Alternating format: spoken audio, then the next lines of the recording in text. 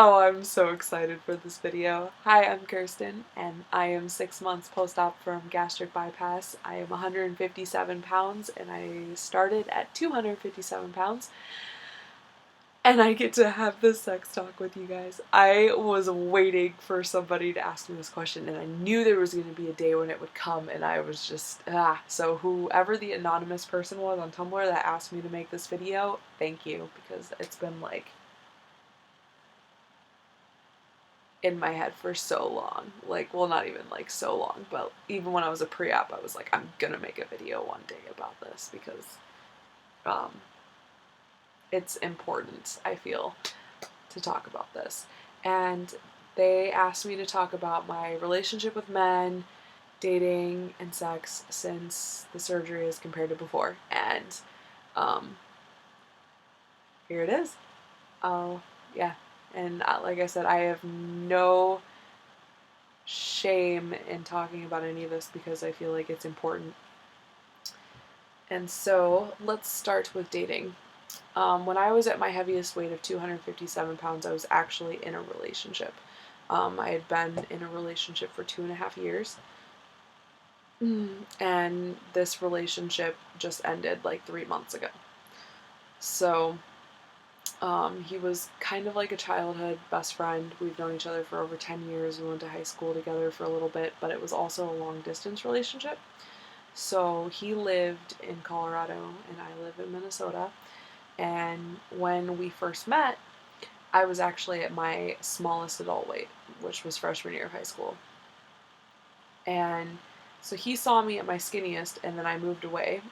And whenever him and I stayed in contact and stayed friends, I kind of made it clear that I had gained weight, and I didn't think that like he would find me attractive or whatever, because I had put on literally over 100 pounds since I had seen him last, and I was nervous, but I flew out to Colorado to visit him, and we just clicked, and he didn't care that I had gained all this weight and all this kind of stuff, so he was supportive and wonderful, and he still is. I don't hate my ex-boyfriend. I don't hate any of my exes, actually. I only have 3, but we live different lifestyles, and the distance was really, really hard to handle, and neither one of us wanted to make the move to where each other was living, and it was just, it wasn't meant to be, I guess, at least right now. So, and it's been hard, but so while I was at my heaviest weight, I was technically with somebody, so it's a little harder for me to say things about what dating was like before I gained all the weight. But I was single at some point before that relationship, and I was definitely overweight then, just not at my highest weight. And so what I can say about that is I always felt like I had to fight for my relationships. Like I always had to prove myself because I felt like my body said that I don't care about myself. So in order to get a relationship, I had to like make up for it by taking care of someone else since I couldn't take care of myself. So in a lot of the relationships that I had, with friends even too, not just boyfriends, I was the caretaker because that was how I felt good about myself, and that's how I was needed. And so I was the shoulder to cry on. I was financial support. I paid my ex-boyfriend's rent a few times. We don't even live in the same state. But it's okay. I promise. He's a good guy. And then I had another ex-boyfriend who was a high school dropout, and I used to sit up all night and like write note cards and stuff to try to get him to pass his classes. Like, I am a caretaker. I've always put everyone else in front of myself, and that was my problem. And it definitely reflected that in relationships. I always gave people the benefit of the doubt because I felt like I wouldn't have anything if I didn't take care of somebody, and I didn't feel like I was good enough if I didn't take care of somebody. And now, 6 months after gastric bypass surgery, that has definitely changed, and I think I broke off the relationship with my boyfriend of 2.5 years, and it really is because as much as I loved him, I loved me more, and I couldn't be somebody's caretaker anymore. I needed to take care of this. Like, this whole year and a half has been about me and putting myself first, and some people say that that's selfish and conceited, but you know what? So be it. Because the only person that has to live with this body is me, and before it was killing me. I had really bad sleep apnea and really bad acid reflux, and I was gaining weight like nobody's business, and like I wasn't living a life worth living, and I wasn't happy, and it was just getting worse. So like I had to make a choice, either fix it or die. And I I deserve better than that, and I can live with being selfish if it means living. So I yeah, like I said, I broke off the relationship, and so now when I look for people when it comes to dating, I find myself gravitating towards really independent people, people who don't need me as much, and I want that. I want somebody to be my equal, not somebody I have to babysit or take care of. I want somebody that um, is just as motivated to take care of themselves and put their life first. Like, I'm not the most financially responsible person. Obviously, I wasn't the most like health conscious and um, food responsible person. I don't really have a career right now, and I know at this point in my life that I am not ready for a relationship because what I can bring to that relationship right now is inadequate. I want to be able, because like if I go into a relationship with a ton of financial problems, with health problems and fitness problems and all this kind of stuff, I feel like I'm holding it back and I can't give that person 110% like they deserve and that I deserve. So I right now, for me personally, because this is all going to depend on case by case scenario, I have to work on me. And when I meet the right person who challenges me to stay where I am fitness and health wise right now and pushes me to be a better person, that I don't like. It's funny because there's a quote that's out there, and it's like, I don't want someone to save me. I want them to stand there and watch me as I save myself. And to me, that's totally true. And I like posted it on my Facebook wall one day, and somebody was like, "How about you save each other?" And the first thing that came into my mind was like, "Have you ever tried to see two drowning people save each other in a pool? Because like it doesn't look good, and it's not gonna work. I want someone to be my equal and my partner, and like who's on the same page as me." Um, especially with health and fitness. I want somebody who's going to work out with me, not all the time. They don't have to be obsessive. They don't have to be perfect. They don't have to be friggin' ripped. But, like, I want someone who cares about it. I want someone who thinks it's important. And then someone who holds me accountable whenever, like, hey, you're slacking in the gym, or you haven't gone to the gym so many times this week. Like, let's go together. Like, that's what I want. And I'm not going to settle and find it now, and I'm not going to be somebody's caretaker, because the only person that should be taking care of anybody is me. Taking care of me. And so that's kind of the whole like dating thing. I definitely have a lot more options. I'm pretty. And so I find it a lot easier. I really don't have to try very hard. If I go out to dinner and there's like a waiter that hits on me, I've gotten phone numbers. Um, but like I said, I think a lot of it, probably at least 50% of it isn't even my weight. I think I just like to say that it's my weight, but I think it's really how I project myself now as where I did before. Like, I actually want to put my makeup on and buy a cute outfit and go out and talk to people and be social, whereas before I was always scared to because I felt like I'm fat, they're just going to reject me anyway, or why would he want to look at me when this skinny bitch is standing right there? Sorry, language. But now, like, I don't care. Like, even when I'm at the gym, too. Like, I was working out with a guy the other day, and he was really cute.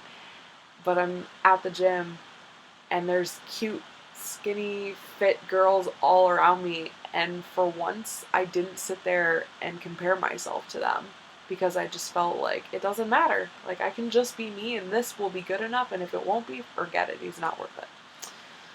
I'm not trying to pursue that relationship anyway, though, really, because I'm moving. But, yeah, so that's dating, men in general. They definitely, like, are easier to come by these days. But, as I'm sure, because this video is kind of getting long, people want to know about sex.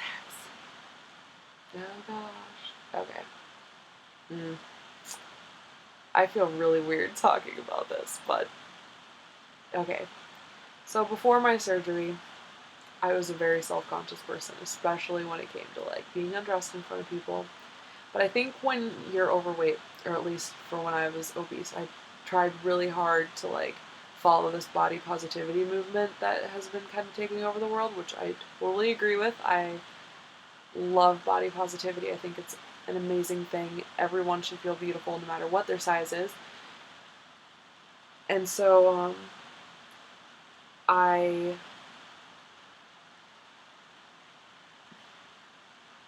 would tell myself that like I was attractive and I had a really big chest, so I felt like this spoke for me. And actually, this part's going to be kind of like a before, during, and after. So before, I think I just kind of accepted the fact that I was fat, and I didn't really get with anybody that I knew couldn't accept me for my weight. And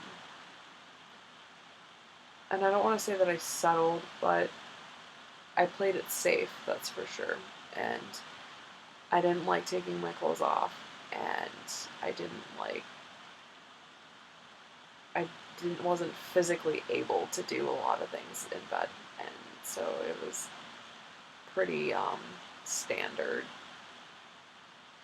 not too much going on, because I would wear out and tire out and not be able to keep up. This is so weird. But it was very bland. And that's not the case for every person who's overweight, but that was just what it was for me. And anything that I say in any of these videos, it's always going to be a case-by-case basis. For some people, they never have any of these problems, but my hips were hurting, my back hurt all the time, and most of the time I wasn't even in the mood, honestly. I didn't really like enjoy it. I kind of had like no libido for a very long time, and I think a lot of that was hormones. But as I was losing weight, I want to tell you about my sexy security blanket. How I mentioned earlier that like my chest was something that like it was something that I knew that I had, and when you're bigger, you take what you've got and you flaunt it, because sometimes like you feel like that's all you can hold on to. As I was dropping weight from the surgery, the first thing that went away was my chest. And it's funny because I remember hearing all of these stories whenever people were having gastric bypass and weight loss surgery and dropping weight really fast. They were worried about their hair, and their hair being like their sense of confidence and femininity and all this kind of stuff. And girls were like devastated that they were losing their hair. And to me, I'm kind of like, why are you upset about your hair? It grows back. And I still don't care about my hair. But when I was probably about halfway to where I am now, so probably about 50 pounds down, I went into Victoria's Secret because my bras were actually hurting me. They were cutting into the sides of my arms, and they sized me, and I went from a 42 triple D to, at this time, it was a 38C. I cried. I bawled in the bathroom, and I felt so bad because, one, my mom's a breast cancer survivor, so I couldn't like call my mom and be like, my boobs are gone. But I felt like my womanhood was taken away from me. And I felt like well, great, I'm fat and I don't have a chest. Like, what is anybody gonna see in me? And I felt like my hips and everything else was still huge, and then this was just gone, and then like I had nothing to hold on to. So like literally my sexy security blanket was like taken away, and I was devastated. And so I did a lot of like, especially because like you could kind of see that my body was changing, so like I looked more deflated on top, and I don't look bad. None of my body looks bad, but for me it's different, and different is uncomfortable, and uncomfortable is embarrassing, and like embarrassing turns into being self-conscious. And so when I was visiting my boyfriend, that I'm no longer seeing anymore, like I didn't want him to look at my chest. I wanted to keep a bra on, even though like I was losing weight and I felt good, and I'm like, hey, I'm skinny. It's a new fear, and I'm almost more self-conscious now than what I was before, because when I was overweight, it was kind of like a take it or leave it type thing, because at least you're getting it, because before I wasn't even ever hardly in the mood, and I didn't really do much. So it was like, you're gonna have to deal with this or you ain't getting anything.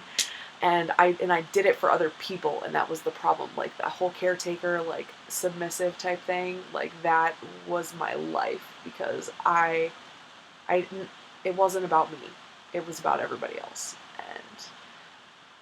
And now it's about me. And and after I got all over my whole like boob fiasco, um, I started feeling a lot better. I'm still, now that I'm 100 pounds down, extremely self-conscious, especially like leaning over people, because I do look deflated, especially like on the sides here. And then like I still have like, believe it or not, this is skin, but it's not like embarrassingly like hangy skin. So, but it's still like, you're still self-conscious. You feel a million times better, but now like you see that you're capable of improving, so you over criticize yourself, and you feel like it's not good enough sometimes, or you still need to work on this part of your body or whatever. And you think about it all the time. It just drives you nuts. But I'm getting over it. I'm so getting over it. And I just, I can do so much more now. I can go so much longer, and I actually want to do it now. And like, it's fun, and it's about me, and I'm okay with it being about me. When before it was never about me. I was always the people pleaser. Now like, it's nice to feel wanted, and it's nice to feel like appreciated, and to feel beautiful and be confident, and it's it's a whole new world. It literally is, and it's incredible. But at the same time, like you really have to be careful about like who you put out for. And not that I've had a bad experience with that, but like people will try to talk to you just because they think you're attractive, and they just want sex. And of course you're on like a high because you feel like so good about yourself that it's probably super tempting to like just give into it. But like you have to learn a lot of self-respect through all of this, and that's kind of like what it's all about. And that's the same, it goes back to the same reason why like I won't get into a relationship right now, and it's because like I have to put myself first. And through all the attention and the things that I'm getting, like I have to be smart enough to like filter through like who actually cares about me, and who just cares about the fact that I lost 100 pounds and I look good. So you have to be smart, and push-up bras are your best friend. I never thought, being like a 42 triple D, never thought in my life I would buy a push-up bra, but now I have like 3 of them in my closet, and I have a pink one, and that sounds, okay, this is gonna sound really dumb, but when I was bigger, I only felt sexy in black, and like that was my thing. Like black was a security color for me. Like that was how I felt, like elegant and stuff. But when I lost my weight, I decided that I was going to try something new and went to Victoria's Secret, and I was like, I need a push-up bra, help me, because girls don't look good unless they're like in a normal place. And this lady comes in with this hot pink bra, and I was like, no! Instinctively, I was kind of like, I don't wear that, I don't want to do pink. And she's like, well, you have dark hair, it looks so cute. And I was like, nope, mm-mm. Guess who walked out of Victoria's Secret with a hot pink bra? Yeah. So, I'm venturing out. And it's a good thing. It's a really good thing. It literally, like I said, it's a whole new world, and it's wonderful. Still really self-conscious, but in a good way.